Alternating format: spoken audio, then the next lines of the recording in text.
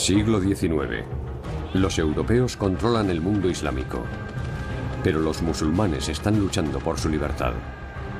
El emperador alemán quiere sacar provecho de ello. El Kaiser Guillermo II busca una alianza para la Primera Guerra Mundial con el sultán turco. Juntos planean iniciar una yihad contra los británicos y otros enemigos. Una guerra santa por Alá y por el Kaiser. La yihad del Kaiser.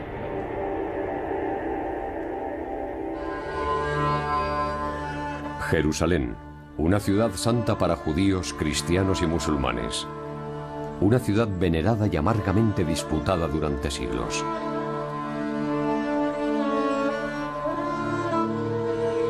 En la Edad Media, los emperadores cristianos y los gobernantes islámicos libraron batallas sangrientas por el control de sus lugares sagrados. Después de las cruzadas, Jerusalén continuó siendo parte del mundo islámico.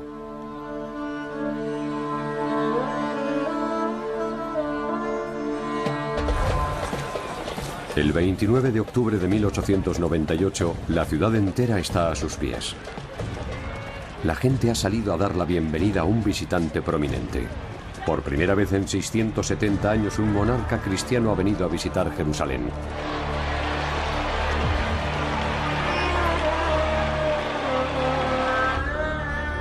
El Kaiser Guillermo II ha venido aquí como amigo de los musulmanes, no como cruzado. El emperador alemán es popular en Oriente Medio. A diferencia de los británicos y los franceses, él no ha conquistado partes del mundo islámico. Está en Jerusalén para la inauguración de la recién construida Iglesia del Redentor. El emperador, que es también el jefe de la Iglesia Luterana de Prusia, había pedido personalmente su construcción.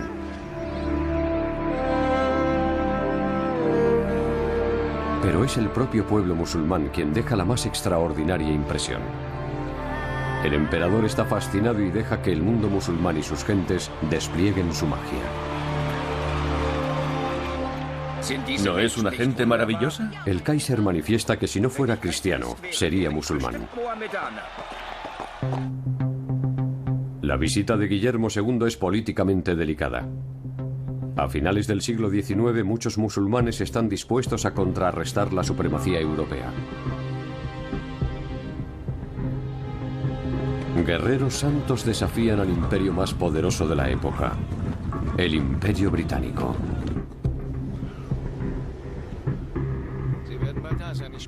En Sudán y Egipto, controlados por los británicos, un ejército mal equipado compuesto por agricultores y pastores deja tras de sí un auténtico rastro de sangre. La rebelión fue formulada en términos islamistas, específicamente como una especie de modesta revuelta milenaria contra los infieles europeos. Los rebeldes llegan a la capital del estado de Jartum, la sede del gobernador británico del Alto Nilo.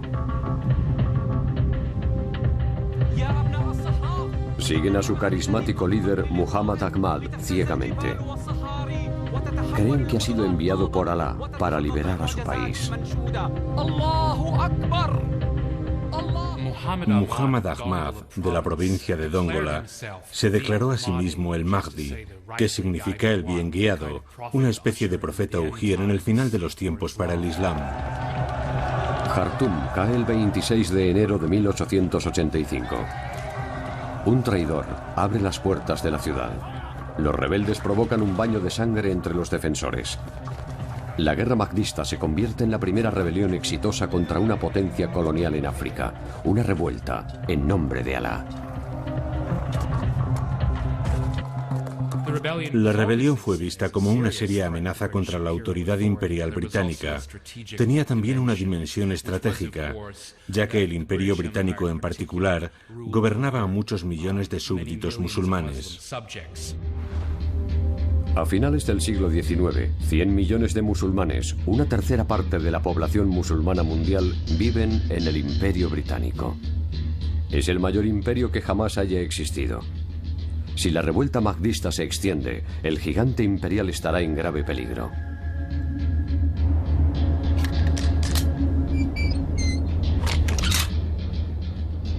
Londres está decidido a dar ejemplo.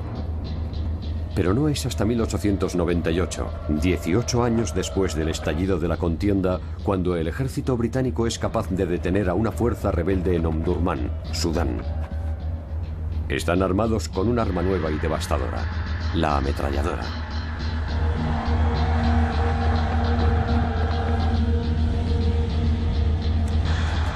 ¡Fuego!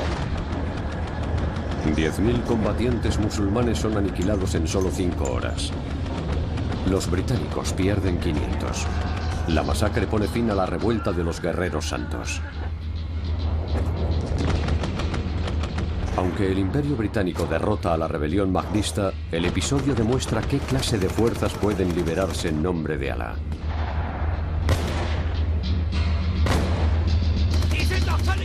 El temerario ejército de los Mahdis impacta a los británicos. ¿Qué ocurriría con el Imperio Británico si estos guerreros de Dios tuvieran acceso a armas modernas?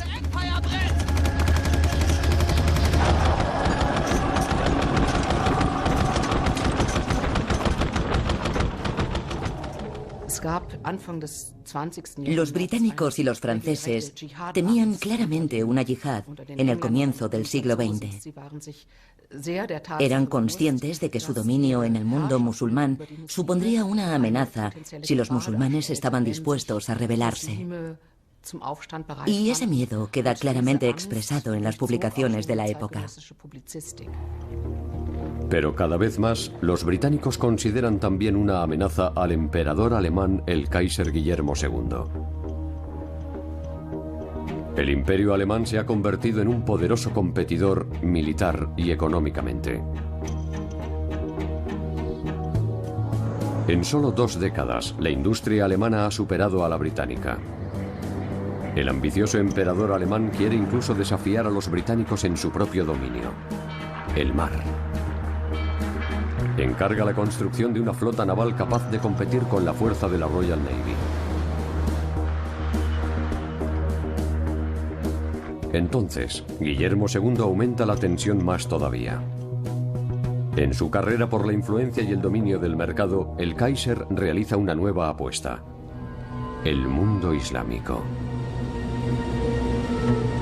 Unas semanas después de la victoria británica sobre los rebeldes en Sudán, Guillermo II se embarca en un espectacular viaje. Le lleva a la corte del sultán de Constantinopla.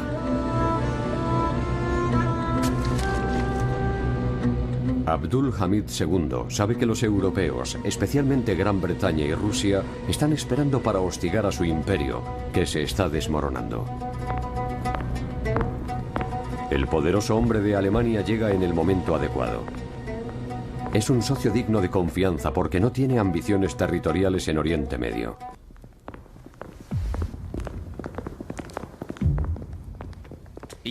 Me complace saludar al sultán y califa. Os doy la bienvenida. La visita del emperador alemán es un gran honor. El sultán y los otomanos consideran la visita del Kaiser un gran honor. Ha traído regalos, entre ellos un rifle moderno de fabricación alemana. Vamos a equipar con esto a nuestro ejército. Os lo mostraré. Un fusil Mauser. El nuevo rifle Mauser permite a un soldado hábil disparar 15 proyectiles por minuto. Una obra de precisión. Un regalo simbólico, ya que el Kaiser quiere formar una alianza militar con el sultán. Es un cargador para 5 cartuchos. Desde hace algún tiempo, el ejército alemán ha estado ayudando a modernizar el ejército otomano. ¿Contra qué o quién disparar es cosa vuestra? El sultán gobierna un enorme imperio que incluye los sitios sagrados de Medina, la Meca y Jerusalén. Pero su imperio ha sufrido numerosas bancarrotas estatales. En Europa se habla de el hombre enfermo del Bósforo.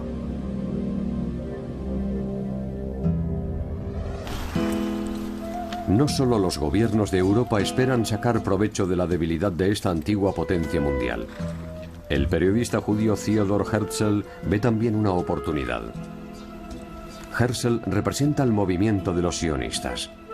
Su ambición es establecer un Estado judío en Palestina. En su libro El Estado judío, Herzl explica por qué el pueblo judío desea tener su propia patria. Sigue al Kaiser Guillermo II a través de Oriente Medio. Espera que el monarca apoye su plan. Cerca de Jerusalén puede haber una oportunidad para una reunión cara a cara.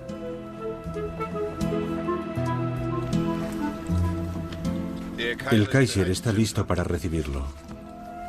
Herzl está de suerte, ya que el Kaiser Guillermo le concede una audiencia. Herzl, tome asiento. ¿No es una vista espléndida? El periodista judío se queja de que a los judíos se les está marginando y persiguiendo en Europa y están siendo excluidos de las altas esferas de la sociedad. Un Estado judío en Palestina daría a los judíos las libertades de las que han estado careciendo. Podremos construir nuestro propio Estado para que nuestro pueblo se desarrolle libremente. Mi querido Herzl, lo comprendo. El Kaiser entiende el sueño de Herzl de un Estado judío en Palestina. Pero hará falta tiempo para lograr su objetivo. Debemos ser cuidadosos en nuestro trato con el sultán.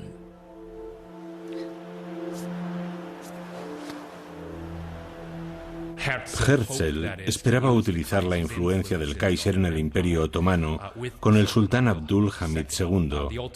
La decisión final fue la del sultán, no la del Kaiser, y esencialmente eligió no refrendar el proyecto de Herzl. Para el Kaiser, un Estado judío tiene una importancia secundaria. Ha decidido dar su apoyo al sultán. Su viaje continúa a Damasco.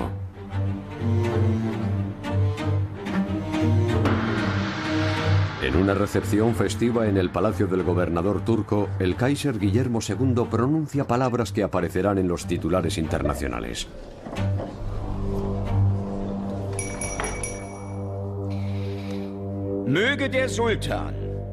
Guillermo asegura al sultán que el Kaiser será siempre un amigo de los 300 millones de musulmanes del mundo. Que tengan la seguridad de que cuentan con la amistad eterna del emperador alemán.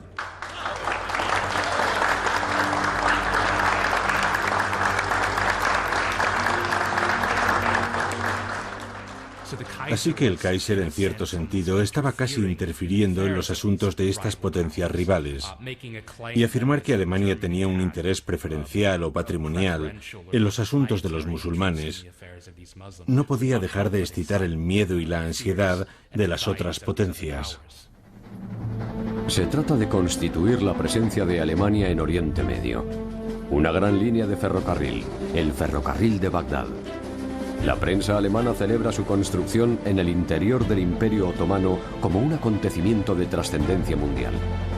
Con 1.900 kilómetros de longitud, atraviesa montañas y tórridos desiertos. Es la inversión extranjera más cuantiosa del Imperio alemán. A sus proveedores financieros se les garantiza ingresos del transporte ferroviario y derechos para perforar pozos en busca de petróleo en un margen de 19 kilómetros a cada lado de la línea durante los siguientes 99 años. La línea establece una conexión entre Constantinopla y Bagdad. Una segunda línea discurre en dirección sur vía Damasco, a Medina. Pero la idea de que el ferrocarril del Kaiser podría algún día llevar armas alemanas a la frontera egipcia causa preocupación en Londres.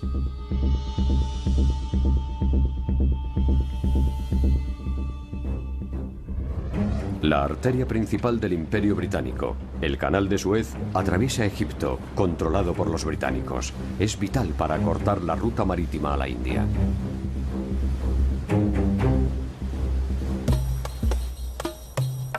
En El Cairo, durante estos años de intensa rivalidad germano-británica, un hombre de colonia, de apenas 40 años, se convierte en el tema de conversación. Su nombre es Max von Oppenheim. Es el descendiente de una afamada dinastía de banqueros y tiene el dinero suficiente para dedicarse de lleno a su pasión, la cultura oriental. Es propietario de una casa en la ciudad vieja de El Cairo y habla el árabe con fluidez. Hijo de una familia judía, es un católico convertido. A Oppenheim también le gusta satisfacer sus deseos eróticos. se compromete en matrimonios temporales con jóvenes locales, una práctica permitida por la ley islámica. Abdullah, ya ha vuelto. Veo que ha encontrado lo que buscaba. Oppenheim ha pedido a su criado que vaya en busca de una mujer de su agrado con la que compartirá su cama. Más hermosa que la luna, como dicen los poetas. No es una joven, es una joya. No solo una joya, es la joya de la corona. ¿Cómo te llamas, ángel mío? Yamila. Yamila la hermosa. La joven no será la única. En sus memorias, Oppenheim se vanagloria de que ninguna de sus esposas temporales le rechazó jamás, aunque tenían el derecho a hacerlo, y de que la mejor forma de aprender árabe es en la cama.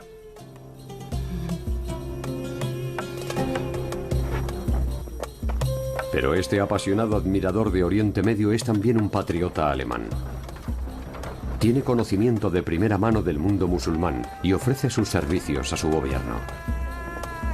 En 1896, Oppenheim se asegura un puesto en la Oficina de Relaciones Exteriores de Alemania en El Cairo. Su trabajo se describe como observador sistemático del mundo islámico.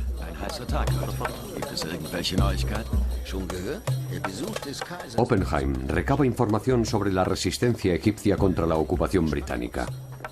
Envía informes regulares a Berlín. Los británicos en El Cairo pronto lo llaman el espía del Kaiser.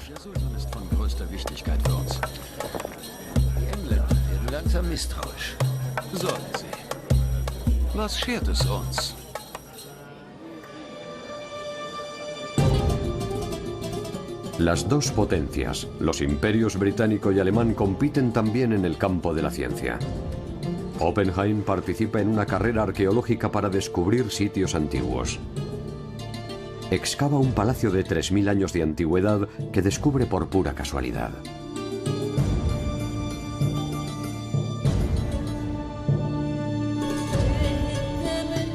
En 1912, Oppenheim visita a un grupo de arqueólogos británicos que están trabajando en una excavación a varios días de distancia de El Cairo. Hasta ese momento los alemanes solo habían interpretado los descubrimientos de otros. Ahora ellos mismos están en el desierto compitiendo con los británicos. Oppenheim conoce a un joven y enjuto arqueólogo llamado Thomas Edward Lawrence. Con 21 años de edad, el talentoso licenciado en Oxford ha viajado por todo Oriente Medio por su propia iniciativa. Es un entusiasta con ideas afines a las suyas.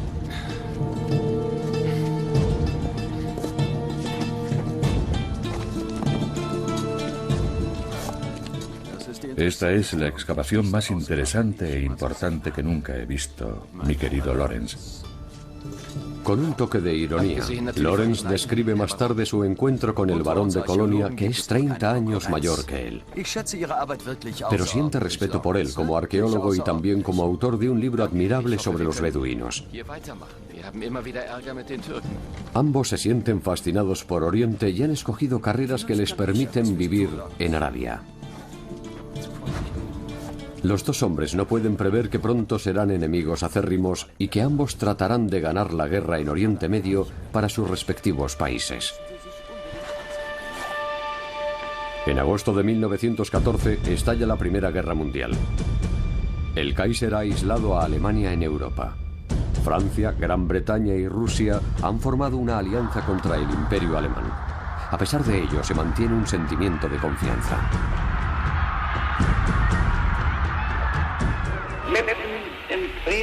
El enemigo nos ha atacado en un momento de paz. Debemos tomar las armas. Cualquier indecisión o vacilación sería una traición a la patria. Los alemanes elaboran el Plan Schlieffen. Su objetivo es derrotar a los franceses rápidamente y concentrarse después en la lucha contra Rusia.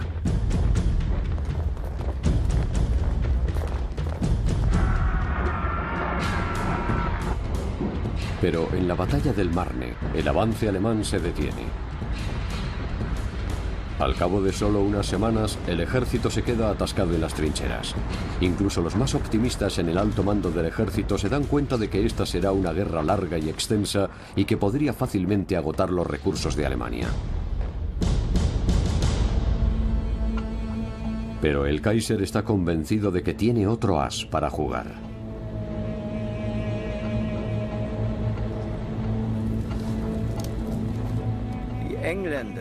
Guillermo considera a los ingleses una nación de tenderos sin escrúpulos.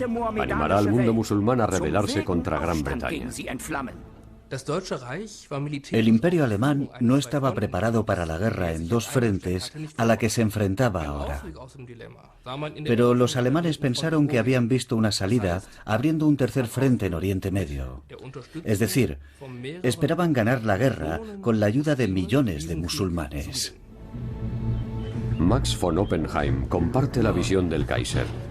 Trabajando directamente con el Ministerio de Asuntos Exteriores en Berlín, elabora un documento de estrategia que está basado en sus arraigadas creencias. En la actualidad, tenemos que pensar en nuestra autodefensa. Escribe: en primer lugar, tenemos que pensar en el fortalecimiento de las fuerzas del Islam y en cómo usarlas para nuestra autodefensa. La perfidia de nuestros enemigos nos da derecho a utilizar todos los medios disponibles. Y lo haremos con todos los medios que estén a nuestro alcance. El concepto de Oppenheim es el siguiente: si los musulmanes se rebelan en las colonias, Gran Bretaña y Francia se verán obligadas a volver a desplegar tropas del frente europeo. Hagamos todo lo posible. Trabajemos con todos nuestros medios. Termina su escrito: la intervención islámica en la guerra actual sería un golpe terrible para los ingleses. Hagamos todo lo posible para asegurarnos de que ese golpe sea fatal.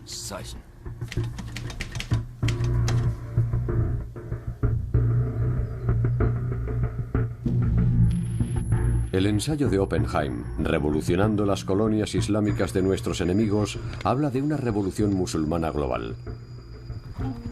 Si el sultán de Constantinopla declarase una yihad, los musulmanes desde la India a Marruecos lo seguirían.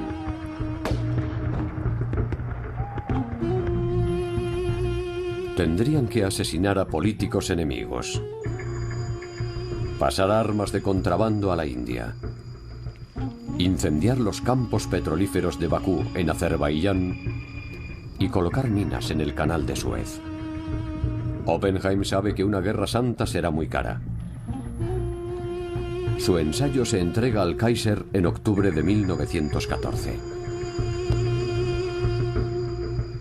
Oppenheim recibe la orden de establecer una agencia dedicada a dirigir la Guerra Santa desde Berlín.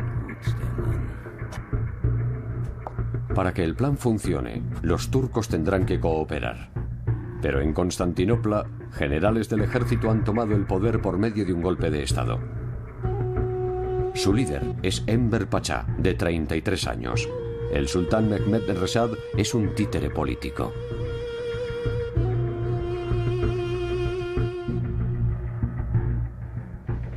En noviembre de 1914, Enver anuncia oficialmente una alianza con Alemania. El mismo día, el sultán declara una yihad. Es un primer triunfo para los planificadores estratégicos en Berlín. Oppenheim puede anunciar que el sultán ha declarado una yihad. El líder otomano ha ordenado a sus soldados que ataquen a sus enemigos como leones. Que Alá bendiga sus espadas y que los ingleses sean condenados. Que Alá bendiga vuestra lucha y afile vuestras espadas.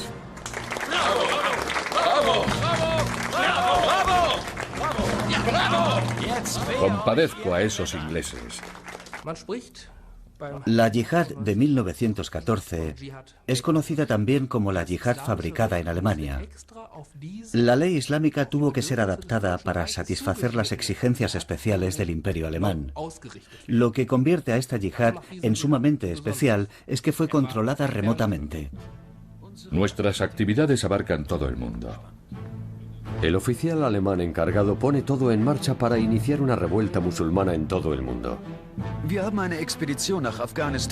Se envía una expedición alemana a Afganistán para persuadir al líder musulmán del país de que se alce en armas contra la India británica. ¿Qué se nos ha perdido en el Hindu Kush? Los planes de Oppenheim para el levantamiento musulmán tienen una dimensión global.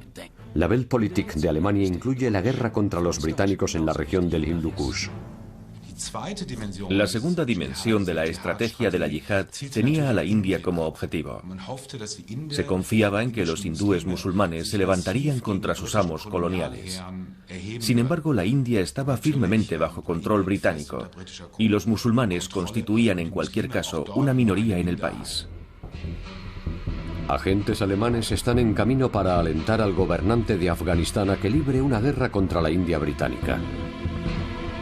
Existen planes para bloquear el canal de Suez mediante el hundimiento de un buque mercante. Submarinos alemanes entregan armas y municiones a los rebeldes sanusíes de Libia.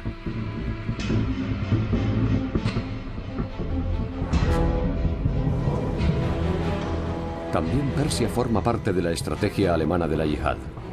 El país es ya una fuente importante de petróleo, la línea vital de suministro de las naciones industriales. A principios de la Primera Guerra Mundial, la mayoría de los buques de guerra británicos funcionan alimentados por petróleo. Es la razón por la que Gran Bretaña ha tomado el sur de Persia bajo su control. El oleoducto de la compañía petrolera anglo-persa se extiende cientos de kilómetros a través del desierto. Es un objetivo prioritario para un sabotaje. Un variopinto grupo compuesto por oficiales alemanes, soldados turcos y lugareños opuestos a la dominación británica vuela el oleoducto a lo largo de un tramo de 20 kilómetros.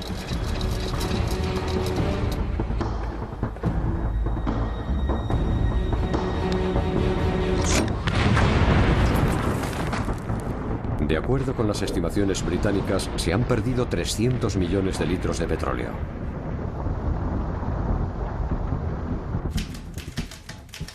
En 1915, más de 60 personas trabajan en la Agencia para la Yihad en Berlín, incluyendo a musulmanes de todo el mundo. Editan panfletos para incitar al mundo musulmán a la rebelión. Acaba de llegar de la imprenta.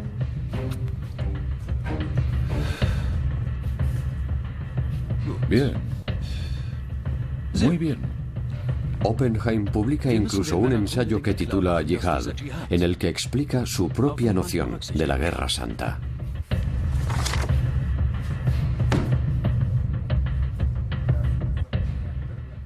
El concepto de Oppenheim, que fue más adelante difundido por el Ministerio de Asuntos Exteriores alemán y sus agentes, consistía en una guerra santa dirigida específicamente contra los miembros de las potencias de la Entente y sus colonias, particularmente contra civiles. Esta fue una contribución original, se podría decir, a la doctrina de la yihad. Prisioneros de guerra musulmanes deben ser entrenados para cometer actos de terrorismo y sabotaje contra instalaciones civiles. Oppenheim los acoge en un campamento cerca de Berlín que alberga una mezquita para que puedan ser adoctrinados por el clero otomano.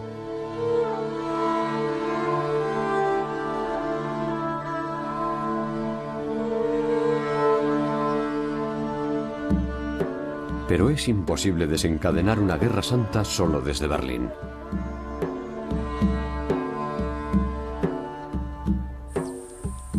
Oppenheim viaja a Constantinopla para conocer a un hombre que goza de gran autoridad dentro del mundo musulmán.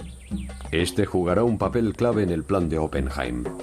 Es Faisal, el hijo del jerife de la Meca. Salam alaikum.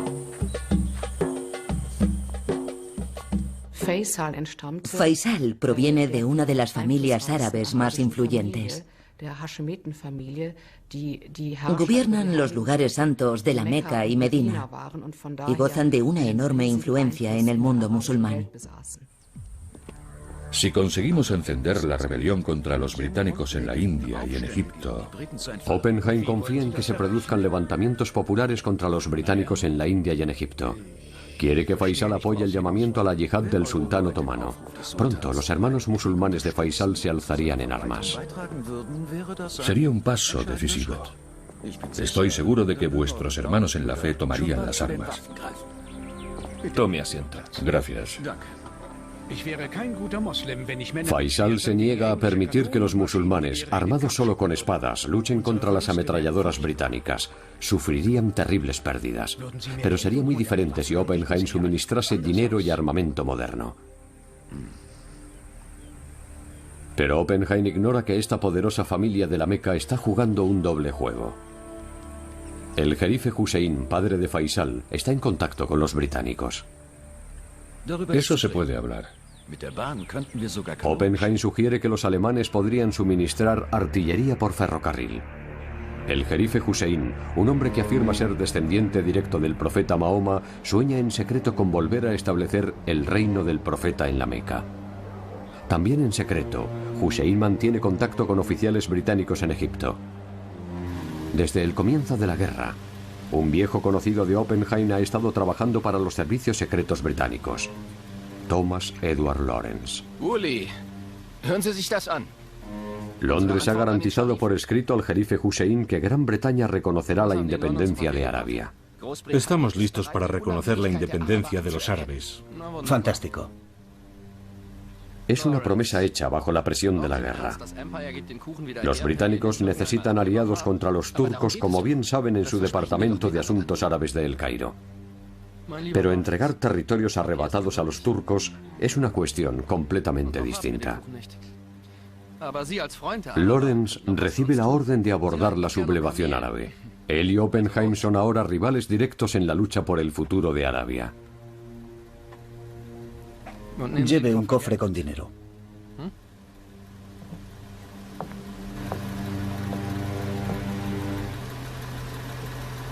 El plan británico funciona. En el verano de 1916, espoleado por la promesa de una futura independencia, Hussein se vuelve oficialmente contra el sultán de Constantinopla. Combatientes árabes destruyen la guarnición turca de la Meca, pero detienen bruscamente cualquier acción militar ulterior.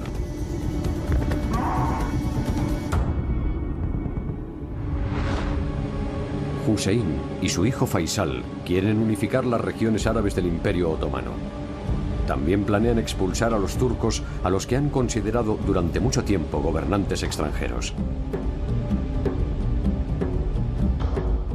Lawrence es enviado a la península arábiga para entrar en contacto con las fuerzas rebeldes y para revitalizar la insurrección con la ayuda de Faisal. Es el comienzo de una carrera que le hará mundialmente famoso. En el desierto se encuentra con un hombre que un año antes había cooperado con Oppenheim.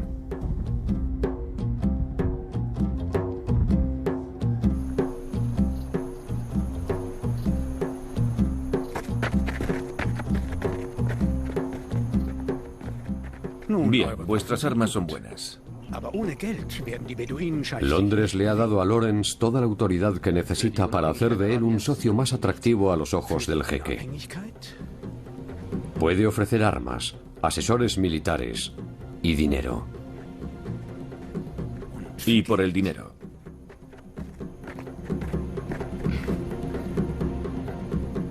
¿Cuánto?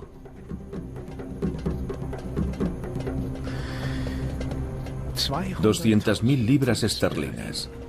Cada mes, hasta que acabe la guerra.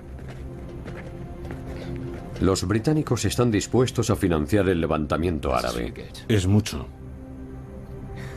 200.000 libras esterlinas al mes para movilizar a Faisal y a sus guerreros beduinos contra los turcos y los alemanes. La victoria no tiene precio.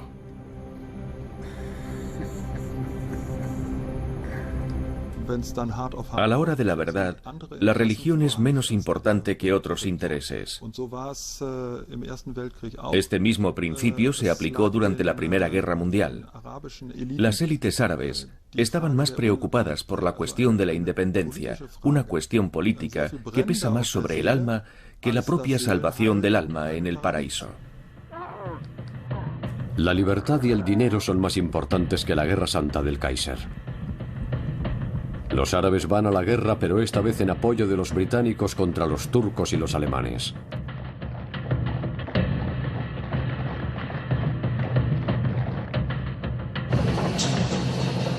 Lawrence sabe que en una batalla abierta sus combatientes beduinos son más débiles que los turcos. La fuerza de los beduinos reside en la guerra de guerrillas. El eslabón más débil de las defensas turcas es el ferrocarril construido por los alemanes. Es idóneo para un ataque. Los beduinos que pueden sobrevivir en el desierto son capaces de atacar surgiendo de la nada y desaparecer de nuevo en la distancia.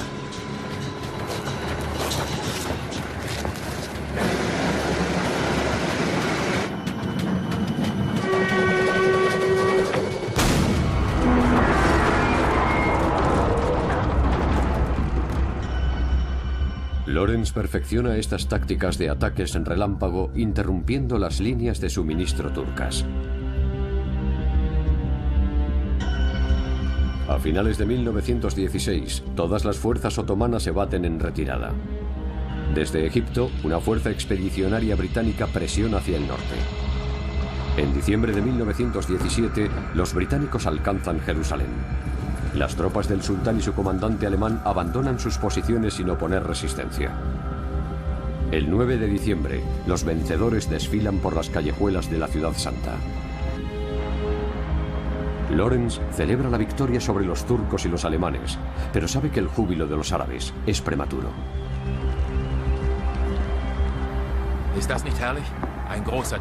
A Lawrence le han comunicado que el sueño de la independencia árabe no llegará a realizarse. Los alemanes tienen muy poco dinero y cuentan con muy pocos soldados y personal para implementar su estrategia sobre el terreno. El caso de los británicos es diferente. Parecen disponer de una cantidad infinita de dinero y no tienen ningún reparo en prometer la independencia a los árabes, pese a que no tienen la menor intención de cumplir su promesa. Oppenheim se ve obligado a admitir el fracaso.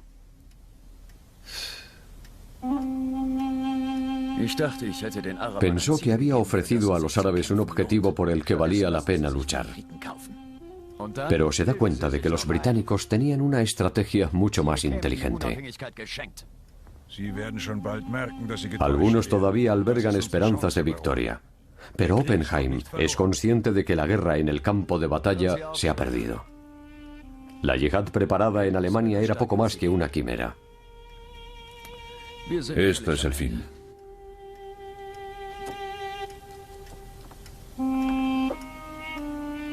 Hemos perdido.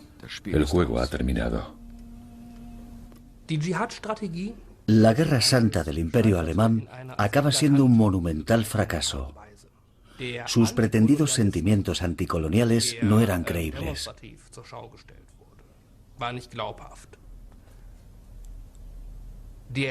Los musulmanes sencillamente eran incapaces de confiar en una yihad liderada por una potencia cristiana. En noviembre de 1918, la guerra, la más mortífera hasta la fecha, llega a su fin. En Londres y París, la gente celebra la derrota alemana. El Kaiser se ve obligado a abdicar. La rebelión musulmana, que tanto ansiaba, nunca llega a producirse.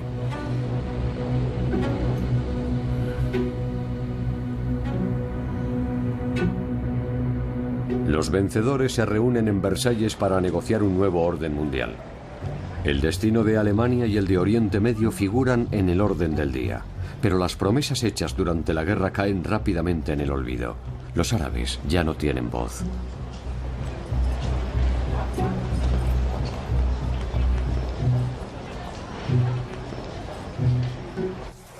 Como asesor de Faisal, Lawrence trata de influir en las negociaciones, pero no lo consigue.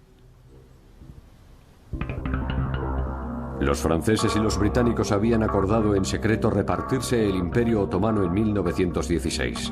Siguiendo la tradición de las potencias coloniales, crearon nuevos países con el trazo de un lápiz. El actual Líbano y Siria pasan a estar bajo control francés.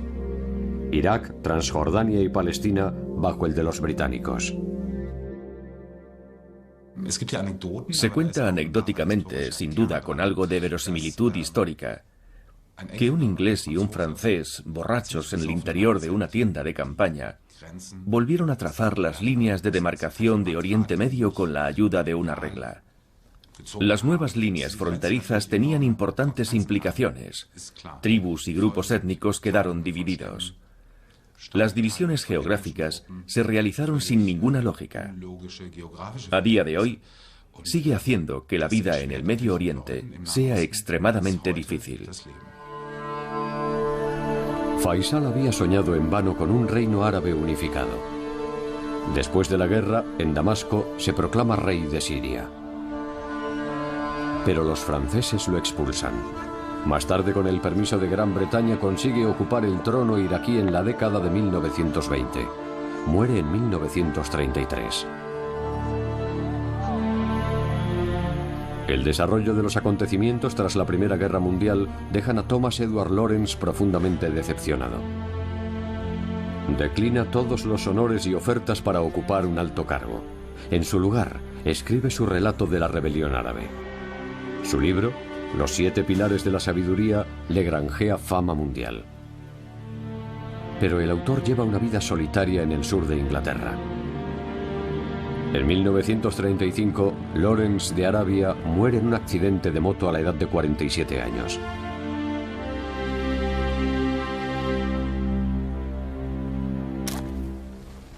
Max von Oppenheim sobrevive a su rival británico muchos años.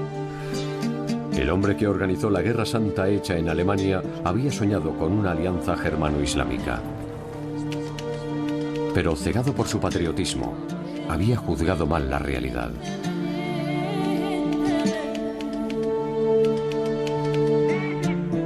Oppenheim abre un museo en Berlín con sus descubrimientos arqueológicos que él mismo anuncia en la pantalla. Debido a sus conexiones, este descendiente de una prominente familia judía es respetado por la Alemania nazi. Muere en 1946. Max von Oppenheim y Thomas Edward Lawrence eran patriotas y decididos imperialistas. Tanto los ingleses como los alemanes se aprovecharon del pueblo árabe para sus propios fines imperiales. Una Arabia unificada sigue siendo un sueño no realizado, a pesar de que las potencias coloniales se retiraron en gran medida de Oriente Medio en las décadas de 1930 y 40. Es la visión de otro jugador clave la que se convierte en realidad.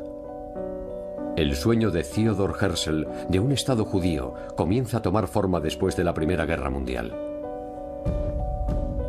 Palestina pasa al mandato británico. Los británicos acceden a apoyar un futuro Estado judío sin impedir los derechos de los no judíos.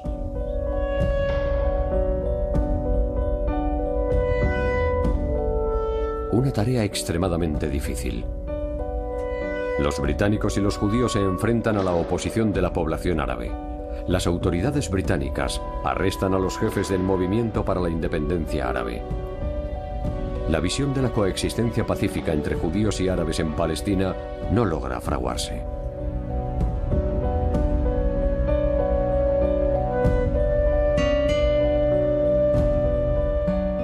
A mediados de la década de 1930, el malestar social conduce a la guerra civil. Los británicos se encuentran atrapados entre las líneas del frente. Se producen enfrentamientos entre las milicias judías y árabes. 5.000 árabes, 400 judíos y 200 británicos pierden la vida. Después de la Segunda Guerra Mundial, muchos supervivientes del Holocausto se trasladan a Palestina. Los británicos se retiran y el 14 de mayo de 1948, David Ben Gurión declara la independencia del Estado de Israel.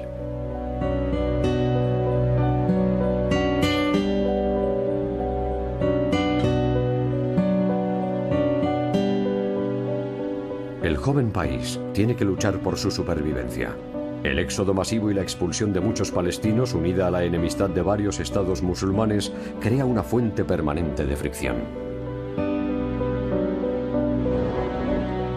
En la actualidad, la ciudad santa de Jerusalén permanece en el centro de un conflicto que abarca muchos temas políticos, económicos y religiosos. Un foco de tensión de la política mundial que podría desencadenar una tormenta de fuego en cualquier momento.